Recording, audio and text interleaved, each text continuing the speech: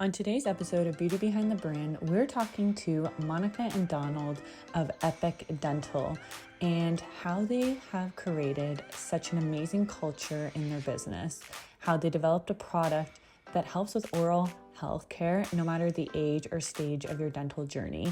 Now let's dive into this episode. Make sure to have a pen and paper because you're going to want to take notes. Okay, today's episode, I'm excited for this one. We're going to learn about oral hygiene and also a new product that I'm excited to hear all about as well. With Beauty Behind the Brand, it's always great having co-founders on so we can hear the side of both stories, as well as how you've come together in creating this beautiful project, as well as the product line and your experience in the world of oral hygiene. So you have the floor, whether that if you want to be that Monica or Donald, whoever wants to kind of, or you can do it both as well, and kind of telling your story on how you started this entrepreneur journey. Yeah, so it's been 21 years for me that we started this. Long time ago. I was a kid who struggled with cavities all growing up. I had silver fillings all throughout my molars, and it had been a rough experience, right? And nobody likes to go to the dentist and have the drill in their mouth. And when I came across this ingredient, xylitol, I found out xylitol could help get rid of the bacteria that would lead to all of those cavities. And I said, more people need to know about this. Why is this not a thing? Why am I just now finding this when I've struggled with this exact problem for years? So I said, I want to start a company that really sells this product and takes it to the masses. And that's what we did. We built a brand, and I kind of struggled with that for a number of years. I think it's been 8 years now that I brought my wife in. So I wasn't married at the time when I started it. I was a pretty young kid just trying to figure his way through the world of business. And I'm great at ideas and okay at execution, not phenomenal. And so after just kind of butting my head against the wall for a few years, I looked at my wife after we'd gotten married and I said, hey, I think I need you to come help me. I read a book. It's called Traction. Traction's about how you can really make the things you want to have happen in your business happen. And it said, hey, you're this type of person called a visionary, and you actually need an integrator. They're really good at the follow through. They're really good at making sure the right things are happening. And I read it, and my wife didn't have business experience, but I was like, oh my gosh, is this not exactly the description of you? Right. And I said, please come help. And we brought her into the business, and it's been better and better ever since. Yeah, it was really fun. It felt like kind of a natural fit as far as the type of work I was doing from the very beginning. Like it was very intuitive to me, and it almost was just like, okay, let's come in and look at where the problems are in the business and solve those and apply common sense. And so I think it really pulled from natural gifts and talents that I had that I felt were kind of underutilized because I was attempting the stay-at-home mom life at that time with our first, and was pregnant with our second, and I was just not totally loving that. You know, I love being a mom, but being home all the time was really challenging for me. So to be able to come into the company and feel like, okay, I can see places where I can create positive impact right away was really exciting. And there was definitely that learning curve to learn how to work together. Like it's when you're a visionary and a founder of a company, to let anyone into your business and allow them to make big changes that maybe not everyone is happy with. That can be really, really scary. And so it took a while to kind of find our footing there, but it's been incredible ever since. So, and it's also great that you already kind of had that person in mind. Well, reading that book, you're like, oh, I know that person that would actually suit that role perfectly, where most people have to come up with that, like find that person, and you already had that person in mind, which is incredible. Yeah, I was so excited when I was like, oh, my wife is exactly this person. And my thought was, so she can help me find the right person long term. I thought I was going to bring her in short term, but she's awesome at what she does. It was a couple of years of my feeling really, really uncomfortable. Here's somebody who has no business experience, but whose mind thinks about these things the right way and in a way that was very complementary to what I brought to the business. Mm-hmm. So I needed that skill set. It was obvious I needed it, but it was so hard to let go of so many of the things that I held dear, so many beliefs that were probably limiting me, but I needed her in there to help me solve those. Mm-hmm. And having, I feel like that person where you almost feel like you don't have to put that face on in the sense of being completely professional too. Like, you know what I mean? It's nice where you can be like, no, I don't like that idea. Like being very like transparent and open, I think is really important. And it's nice to have a male and a female so everyone feels heard. But I also feel like Right. in women and men's traits, we have things that we can offer as founders or co-founders to others. Like multitasking. Women are known for multitasking. And I feel like an organization, and that's something I'm sure you already offer naturally, right? Yeah, yeah, absolutely. And I think the other thing I noticed was there was really like no company culture when I came into the Mm. business. People just kind of did their thing, and it wasn't really a thought that Donald had ever had. And so when I saw the gaps that was leaving behind and the places that it was causing distractions and problems in the business, I was able to come in and say, okay, let's create an intentional culture. Let's decide what we want to stand for, what we want it to feel like in this work environment, so we can give that gift to the employees where they have the best possible work environment. And so I think that's part of where I think women can bring almost a sense of nurturing into a work environment where you can make it a really healthy environment. You can make it one where people feel valued and they feel like their gifts and talents are drawn from and it can have an impact on the business. And so I think it really has been kind of interesting to kind of combine our gifts and talents and to make it a much better place to work. What were like probably maybe the three main things you noticed coming on board that were Yeah. actionable that you saw right away and was able to make a change? Because I feel like that's a big thing with our listeners is like you might actually spark something that they might notice within their business hearing this as Yeah. well. Yeah, so company culture was one. The next was just a lack of process. Like process wasn't documented, it was living in people's heads. And the problem with that is then those people can hold your business hostage because people feel like they have to tiptoe around those employees because they don't want to offend them. Because what if they leave? Because then what are we going to do without them? And I think anytime an owner of a business is saying, I don't know what I would do without this person there, you've got a problem. And as much as that is flattering to that employee and that makes them feel valuable, they can still be a high value, high impact person without holding the business hostage. And it has to Mhm. kind of work both ways. And so for me to get everything out of people's head onto paper so it's documented. So if someone gets in a horrible accident or has an illness or something, or just, up and leaves, we have a way to kind of just continue the business and just put someone else in there. So for me, that was a high area of risk when you have a couple critical people that it felt like we're kind of controlling things there. And so that was huge. The next one was just kind of like upping our quality standards. So there were no quality problems, but I think there was a lack of like the double checking and triple checking and making sure everything was fine, because I wanted to be able to have all of that documented and not just hope that things were fine, and know without a doubt that things were fine. And so I kind of expanded on what was there, and really added in a lot of quality procedures that weren't there that I think have really played a huge role moving forward. And so then anytime we have a customer or distributor or someone that wants to see something, like we have it all right there, it's organized, and they can have full confidence in the product that they're using. And so I think for me, it really was people, process, and quality were the big ones.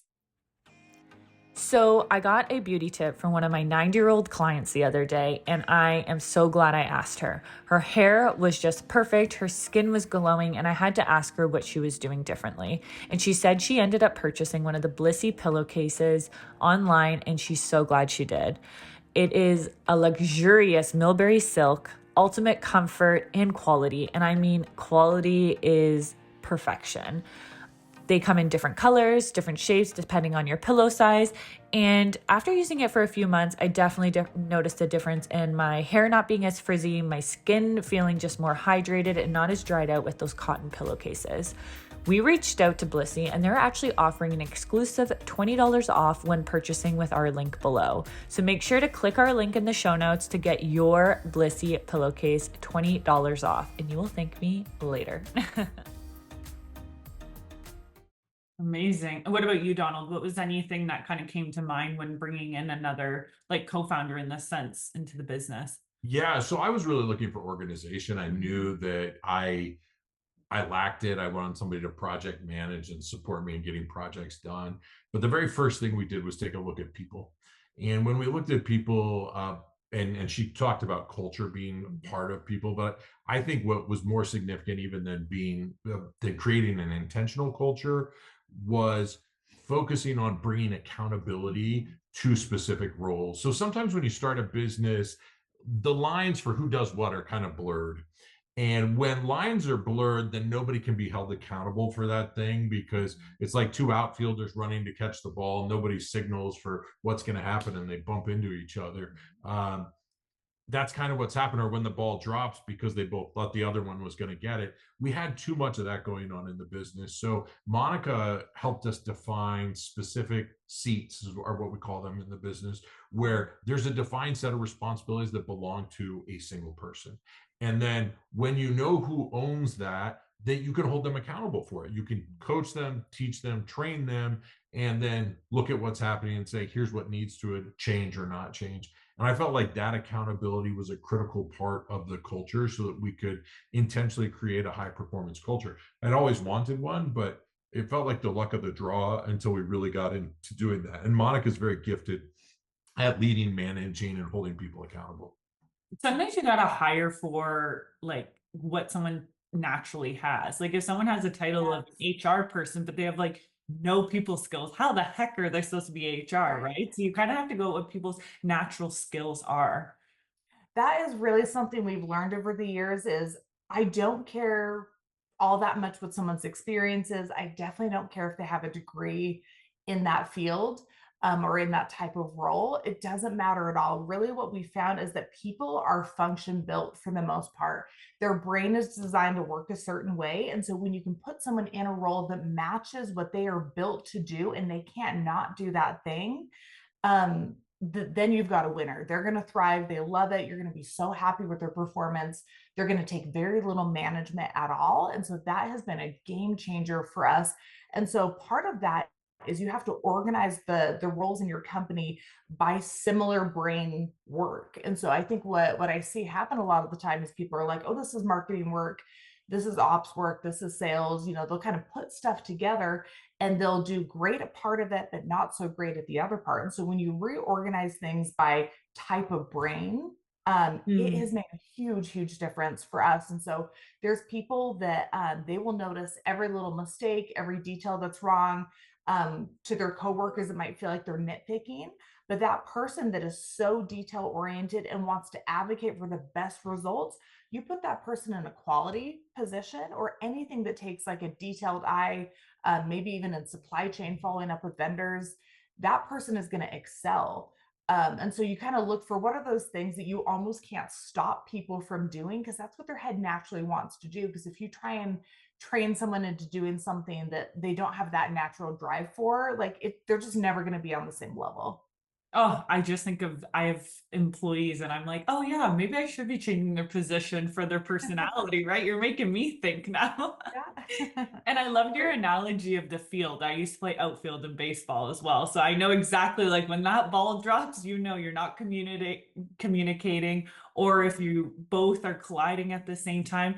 And I had a huge awakening last year where I thought of systems. That was like my word of the year, was to create systems. And we really tore our business apart in the back end. And I was always working in the business, but then actually to like look back and work on the business, that will save you so much money, time, headaches to really deep dive into the systems and creating like that flow. It just becomes, and then when you're doing your onboarding, like we redid all our handbooks, for example, and really the onboarding process is one of the most important things when hiring new employees. And then they know the expectation, they know the culture, they know their role. Yes, their role might change or like have different opportunities come up, but was that something as well? Was kind of like the onboarding process was kind of adjusted as well moving forward? Oh, absolutely. And I am a huge fan of having systems and processes. And the reason why is, one, it prevents errors because people know how to do it. Everyone's doing it the same way. It's easier to cover for people because you don't have to like guess at how they were doing it. But the other thing that's really great is decision fatigue is real and systems prevent decision fatigue. And so if you've only got, 150 decisions that you can mentally make in a day. If you've got those systems in place, then people don't have to think about it and they can kind of get those things on autopilot, but autopilot in a good sense where it's the best possible practices. And then that brain power is maintained for making critical decisions that, can't fit into a system. So, I mean, it's a huge win. Oh my One of God. the things that I found really interesting is the systems have to evolve over time, Yes. right? And there's like stages of business where you grow, and the systems that you had at, let's say, $5 million in revenue aren't the same systems you need at 15 or $20 million in Right. revenue. You need to be able to adapt, and there's a greater specialization that occurs. You start to need different kinds of employees, and that's been really fascinating to see as we've gone through a lot of growth. I always say a business plan's great, but a business plan's always going to change, right? Like that you can't stick with the same one throughout because it's good to have change. And I think that's what entrepreneurs, and I'm very much like you, Donald. I like the creative. I always say it's good to have a yin and a yang in business, right? And when you discovered you were like, "Yeah, I'm going to start this business," what was kind of like some of those systems on those first steps you made starting? Yeah, I mean, What was like so the mindset there for you? I didn't start with a lot of systems. I thought, what do I need to support what we're trying to accomplish? So I bought a software package that was going to let us deliver product to customers easily, right? This when we started 21 years ago, you didn't have a lot of SaaS applications that were available. So this was a client server technology where you had to install the software on a server in your facility, and then each computer would download a client and access those things. And we designed the business so it could accomplish that. And then we had to say, well, what's the right e-commerce platform? And there weren't, Shopify didn't exist 21 years ago. And so it wasn't like you could grab that platform and just plug in. So I said, what are the softwares that we need to help us sell product to customers and deliver to the product? And then I spent a bunch of money on, we had them, and then we didn't have any sales. And I was like, well, next problem is we got to figure out how to get people coming in the door. How are we going to get the word out? And my original business plan had called for us taking the product into natural products retailers like health food stores, Whole Foods, for example. But when I found that the sales cycle there was much longer than I wanted, and I didn't want to sit on a bunch of product that is getting older and closer to its expiration each day. I was like, we got to find customers now, today. Who has the biggest problem? The people who just left the dentist and they hear they have a cavity. So we started calling on dentists, and we said, hey, here's what we've got. We buy them lunch. We teach them all about the product. And I was like, great. I just sold $700 at lunch today, and it's, there, and it's going to get in the patient's mouth. And then you go back to detail that dental practice a month later, and all of that product is right on the shelf. And you're like, oh, so that was a one-time sale. This is not a recurring thing. What's going on? And then you have to work out, oh, dentists don't know how to sell product. That's not what they do. It's not built into their business model. So then we had to work out the process of how do we get the dentist or dental hygienist or even dental assistants or front office staff to become educators for people who are struggling with the problem. And when we can make them educators, maybe we can then help the consumers learn about the product and then come to us. But Amazon wasn't really a big thing where you could just list a product there. So then we're like calling pharmacies, trying to get the product listed, near the dental offices we've done.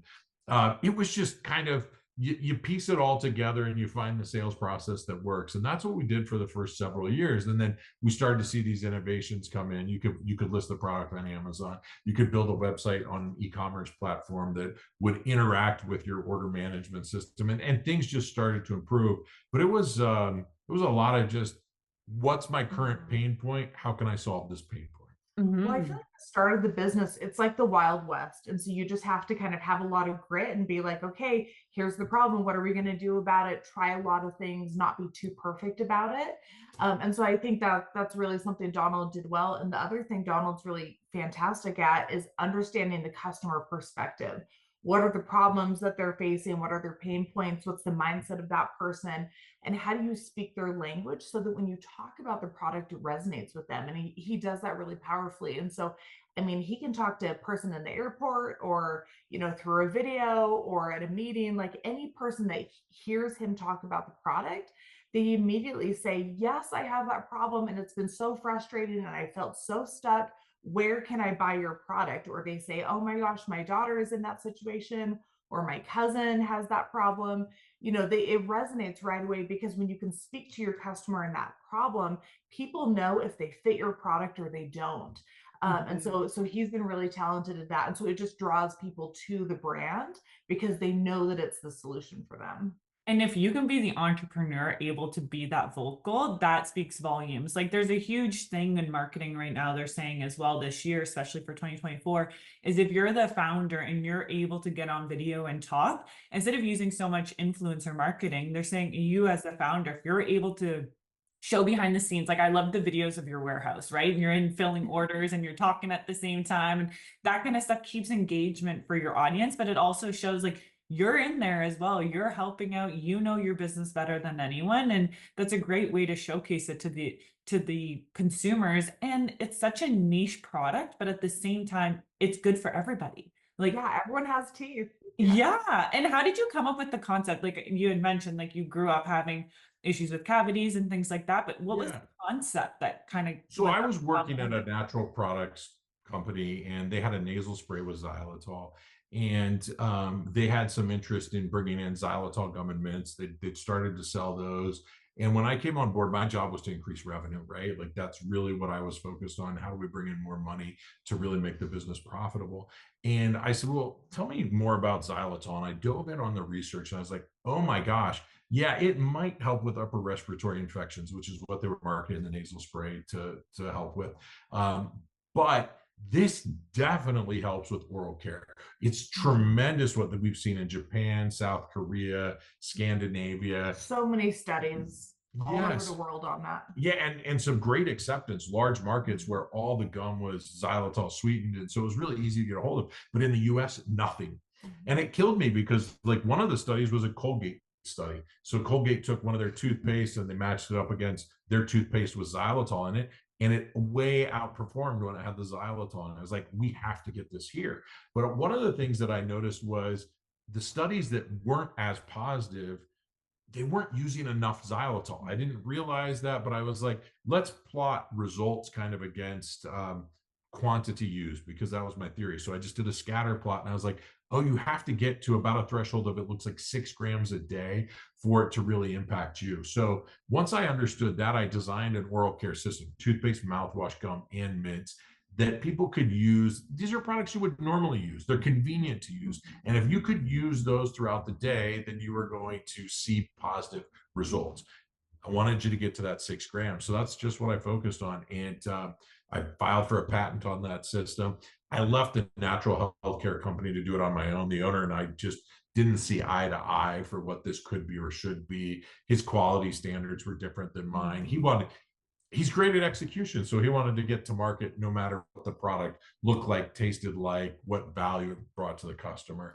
Well, and I think for Donald, he wanted the highest quality product, like great flavor system. So it was enjoyable to use, the most xylitol you could stuff into a piece of gum.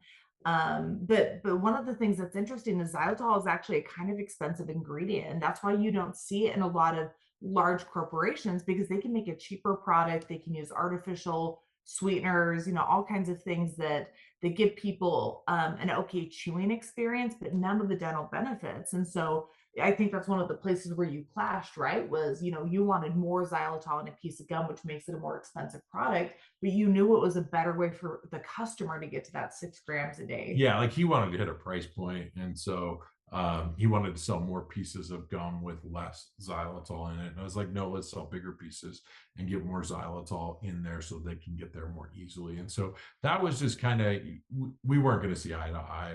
I realized that I was like, I'm chasing this. And so I filed for the patent in my name, and it took several years for that to get executed. I don't know what they call it when you get a patent. Finalized. Yeah. But that was finally done, and it was great. We'd already been off to the races by the time that was done, and we had tried lots of different things to educate the consumers. But like you said, there's nothing better than the founder getting out there and talking up the message.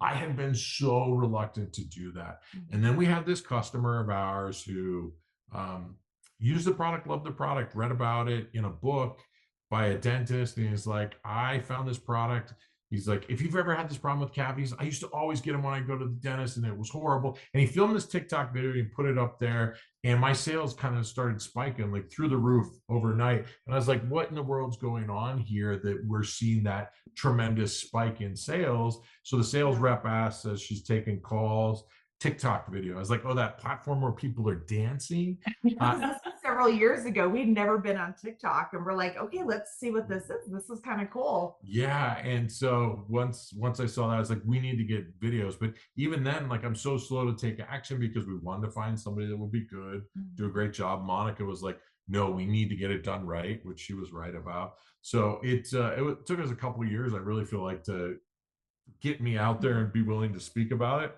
Well, talk about why it was so hard for you for years to put yourself out there, because he did not want to be the face of the company. Like, he wanted to be very much behind the scenes. And I think a lot of other founders have that fear. Yeah, I mean, there's a lot that's embedded in that, and I don't think we want to get into all my psychology here. But I suffer from ADHD, so I have something called rejection sensitivity dysphoria.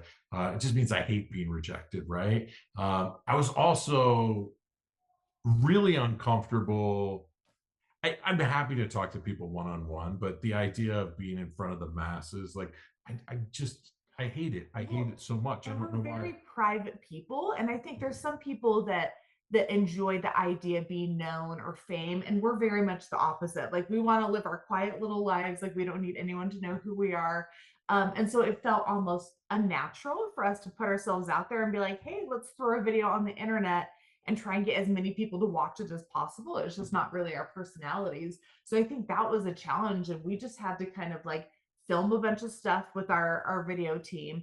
They take the raw footage and they edit it.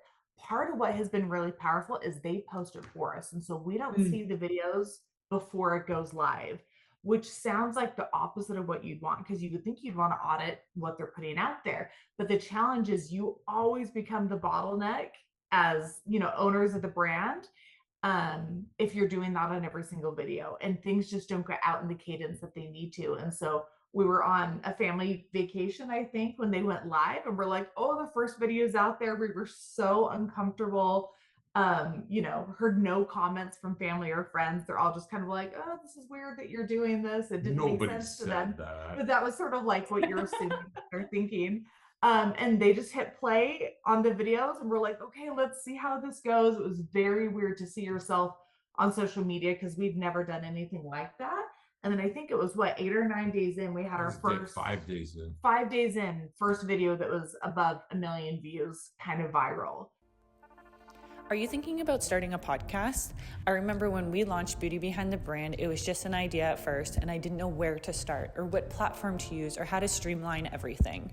Buzzsprout has made our lives so much easier, and I want to share some free info about it.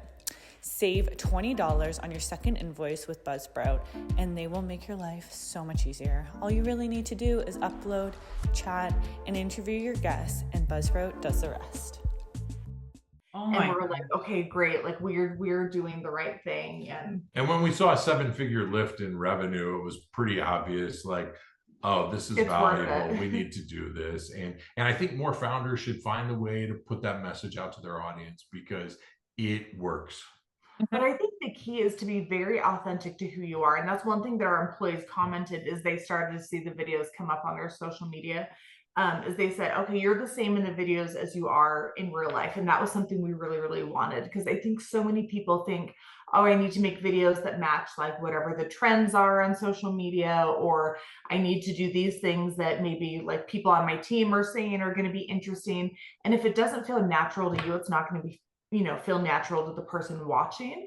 And so for us, we're like, okay, let's do what makes sense to us, the kind of conversations that we have during our trainings with our team. Like, we're going to do what fits our personality, because not everyone is ever going to like you no matter what you do. But if you are authentically yourself on social media, someone's going to want to geek out over the same stuff that you like to talk about, and you find those people that fit with you and find those friends.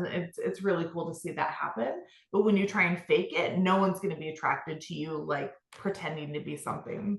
Yeah. And like, whether they meet you at a trade show or you're going in to do sales, like, and like you said, your team, it's more exhausting to be someone you're not than someone you are. And I've done the same, actually. It's funny you mentioned that, Monica, about having someone doing all your social media, because McKenna and Danny both do that for me for our two businesses. Is I film so much B-roll. Like when I'm in there filling orders and stuff with our lash and brow company, I'm always in there filming B-roll, or sometimes if I'm on a podcast doing a recording or something. And then I just send it to them and they do whatever they want, or if they need me to do a voiceover or something like that, or they pull stuff from the podcast, right, for the edits. And it's amazing because also about decision fatigue. As a founder, I don't want to be making decisions on what audio and what's being put on social. That's not part of who I am, or like, I'm not a marketing person. Like I'm good at other things, not that. So I think if you almost throw it out to them, because we can be so critical on ourselves. And I have dyslexia. I'm sure I have ADHD, just not diagnosed. But most entrepreneurs have something that they can, people say growing up, right? Like, oh, you have this disability or you have this. I'm like, I don't think of it as a disability. I think of it as a positive thing, because I'm like, getting shit done. Like, you know what I mean? Like you find ways to cope, but it's almost like a gift in a way. I was born with a certain thing to make me good at other things. And as listeners to your story, Donald, I feel like it's very positive to hear that from other entrepreneurs and other successful business owners, that no matter what, you push through, you power through, and you make those decisions that are positive for you. You're very much like me. You got the gift of gab, right? You're good at sales. You're good at promoting things. And I think you've done a great job. It seems so natural on social media. So hearing this side, it's like, it took you a bit to get out there, and it's perfect. I think you found your perfect balance.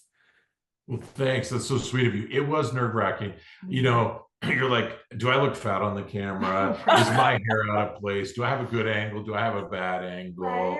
Oh, I stumbled. I put an or an in there. And I just have to accept that this is reality. That people want to see real people talking about real solutions to real problems. And that's what we've just chosen to focus on. Well, I think that's the other thing too, is in your business, if your product is good, you don't have to try nearly as hard with sales. And so I think that's huge. And so some of the businesses that are incredible at sales and they have to push really hard, then you get the product and it's not that great. And so I think that's one of the things I've realized, is if you start with a really fantastic product that solves a real problem, and you're thinking about, how do I serve my customers first, and everything is facing that direction with what's going to make them happy, what's going to give them a good experience, what's going to make sure it's actually solving their problem for real.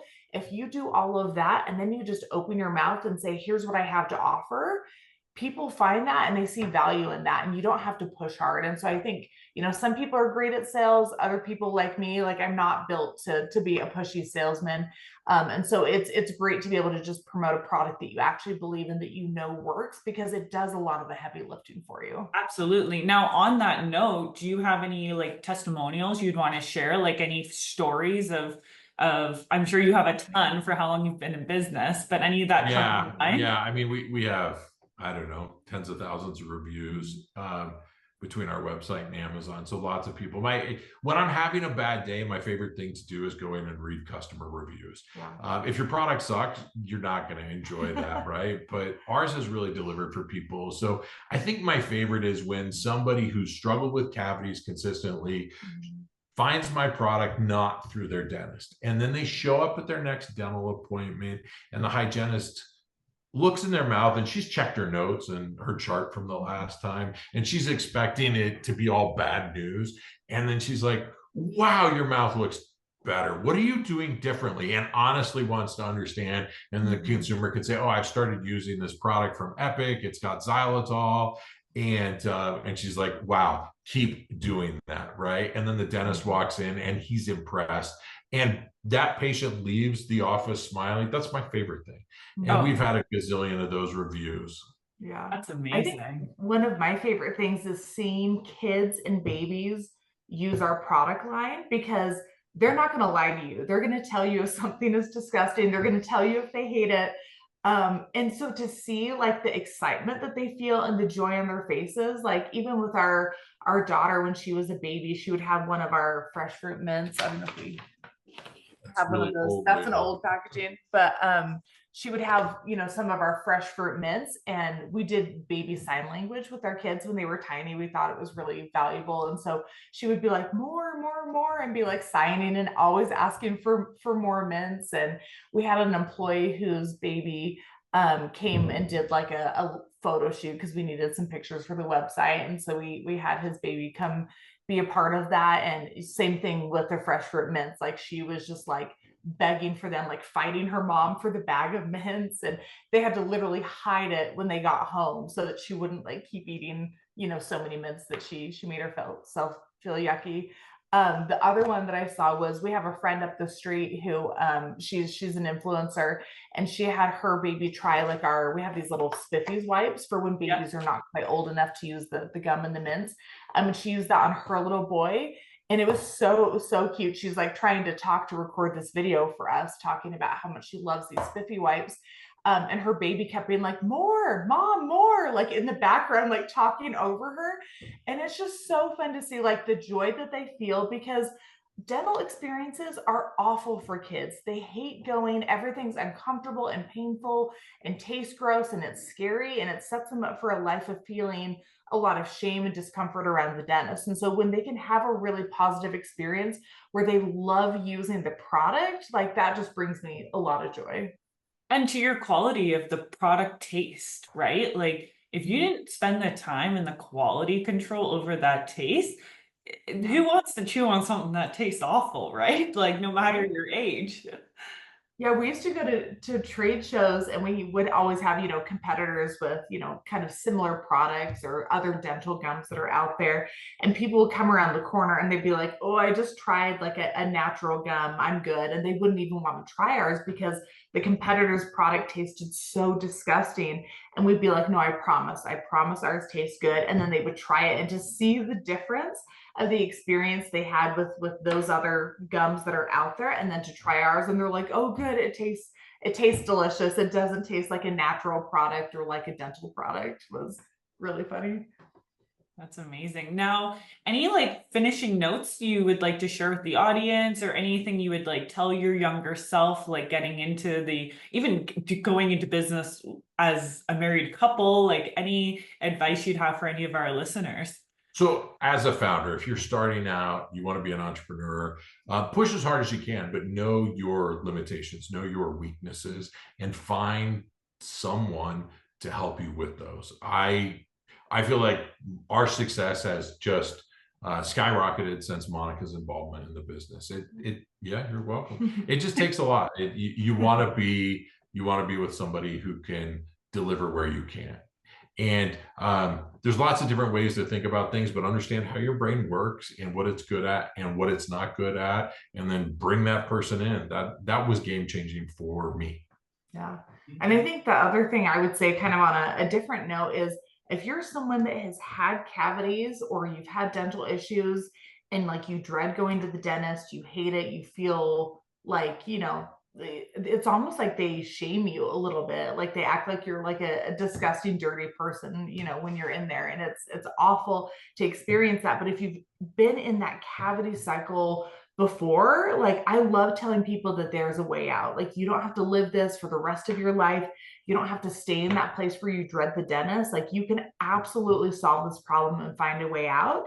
And I mean, I had cavities all through my teens and 20s. And so until I met Donald, I had no idea that there was a solution out there. I'd asked 3 different dentists. None of them had told me to do anything differently. They were like, try and floss more. Or like there was nothing helpful that they really took the time to tell me, which is crazy because dentists learn about xylitol in dental school these days. Like the information is out there and they understand the science behind it.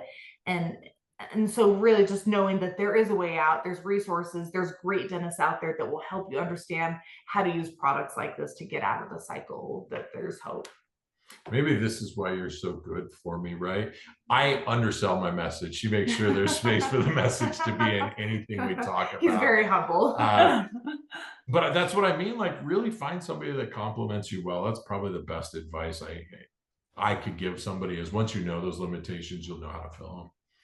Amazing. Oh my gosh. And I think too, like our smiles are so important, right? And keeping you wanting to smile too, and keeping your teeth healthy is so important. And like that oral care, like we were saying, I know in the beauty industry, like especially I didn't mind when we had to wear masks, honestly, because I'd be waxing someone's eyebrows. I'm like, what did I have for lunch? Like making sure my breath smelled okay, right? So I can't thank both of you enough for what you're doing. I think this is amazing for, like you said, anyone from a baby to someone who's elderly suffering with this. I think it's a problem you've solved for thousands of people, and just keep doing what you're doing because obviously it's working. Thank you so much, Nicole.